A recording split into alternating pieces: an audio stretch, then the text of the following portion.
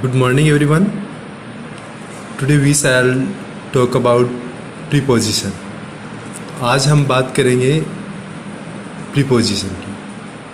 Okay? First, understand the definition.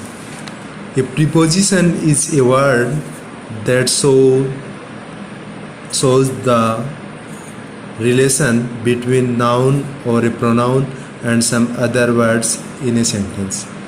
तो preposition एक word होता है जो नाउन और प्रोनाउन, नाउन हो सकता है या फिर प्रोनाउन हो सकता है या फिर अनदर कोई वर्ड होता है जिनके बिटवीन में रिलेशन वो बताता है कि वो किस सिचुएशन में है, उनके बीच में संबंध बताता है, उसको प्रीपोजिशन बोलते हैं. ओके, ये जो फर्स्ट नाउन और प्रोनाउन है उनका जो अनदर नाउन और प्रोनाउन या अदर कोई वर्ड है उसके बिटवीन में जो रिलेशन है वो बताता है वो किस सिचुएशन में है. Okay, simultaneously. Okay, this one also a preposition is placed before a noun और ए प्रोनाउन. ओके, ये और याद रखने के लिए कि प्रीपोजिशन इज प्लेस्ड मीन्स जगह लेता है बिफोर ए नाउन और ए प्रोनाउन. नाउन और प्रोनाउन से पहले आता है. जब भी बच्चे को सिखाते हैं शुरुआत में तो यही बात बताते हैं कि नाउन और प्रोनाउन से पहले आता है. फिर ये आगे चल के जब कॉम्प्लेक्स हो जाता है तो प्रीपोजिशन से सेंटेंस स्टार्ट भी होते हैं, वो अलग मैटर है.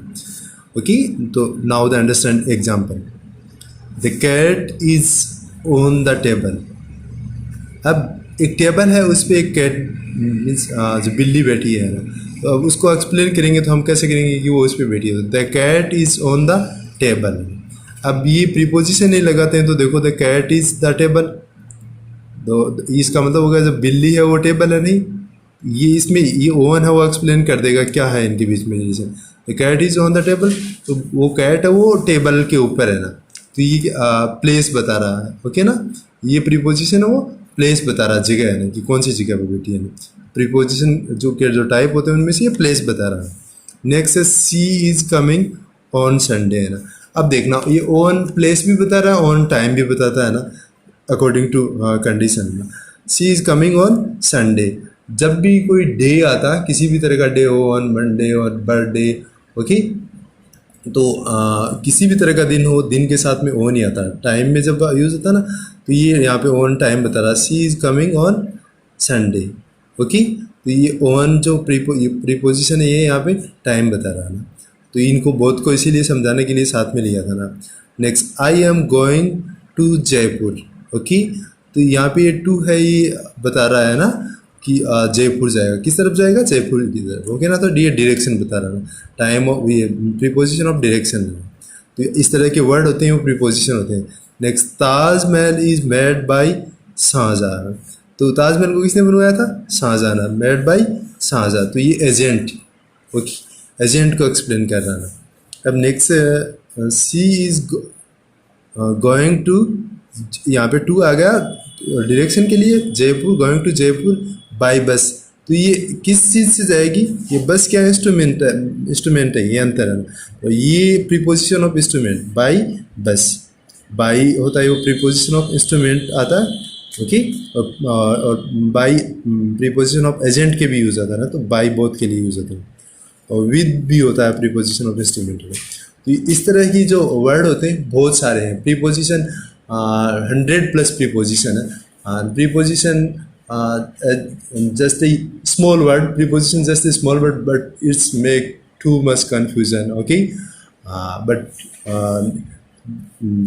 इनिशियल लर्नर, जो शुरुआती लर्नर हैं, सीखने वाले, उनको इतना सारा सोचने की जरूरत नहीं. वो बहुत छोटे छोटे वर्ड्स और बहुत ईजी है, उनसे समझो. As you going in upper classes, sure make confusion for you. ये बहुत कंफ्यूज करने वाला टॉपिक होता है ना, बट जो शुरुआती है वो समझो आप ना उनको. Okay, next, preposition of time. Okay, तो जो टाइम बताने के लिए जो प्रीपोजिशन यूज़ होती हैं वो आप समझना. Eight 8 AM. एट AM, जब भी टाइम का अगर कुछ आवर्स में ऐसे दिया जाता है, फिक्स होता है, पॉइंट होता है, तो एट 4 AM या 4 PM, ओके। तो उसके साथ में क्या आता है, पॉइंट के साथ में आता है एट। जब डे दिया होता है तो किसी भी तरह का डे होता है तो क्या आता है ऑन मंडे। जब मंथ्स आता है तो इन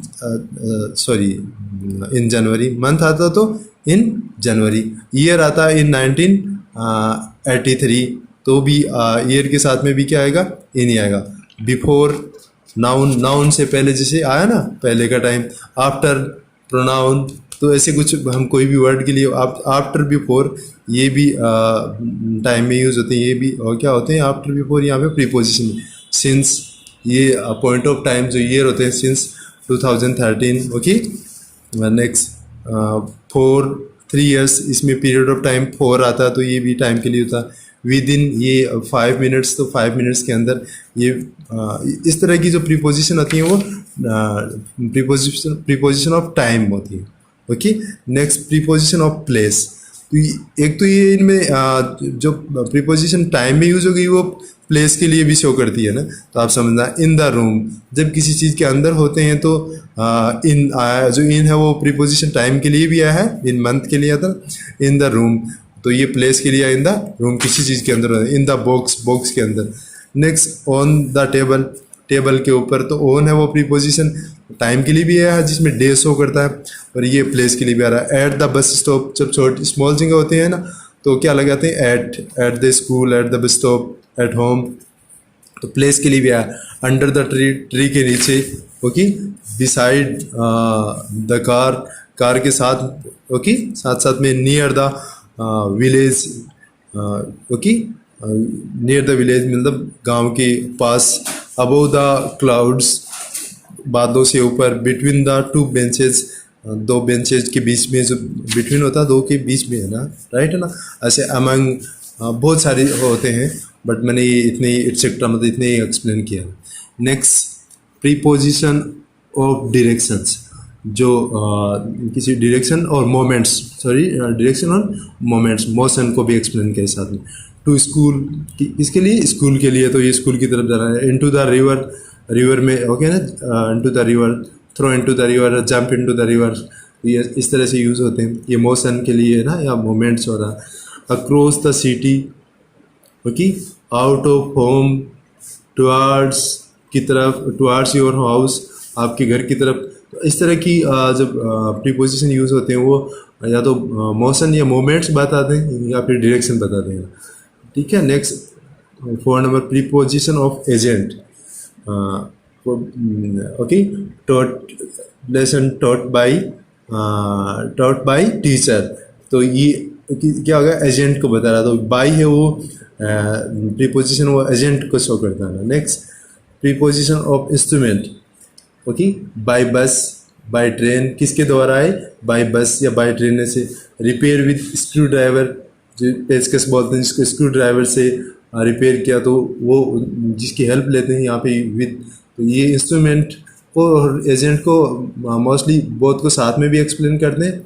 और ये बाय, विद ऐसे कॉमन वर्ड हैं जो इनके लिए यूज़ होते हैं।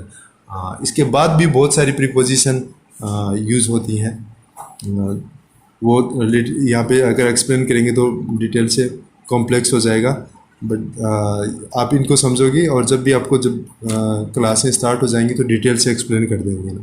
तो एक बार ये सारा आप अपनी एक्सरसाइज बुक में नोट कर लो, और आप मिनिमम 10, ज़्यादा भी बना सकते हो, minimum 10 sentence make using through this type of like preposition of time, preposition of place, or preposition of direction, preposition agent, preposition of instrument, okay. इनके थ्रू आप 10 सेंटेंस बनाने जिसमें ये प्रीपोजिशन यूज हो, ओके। Best of luck.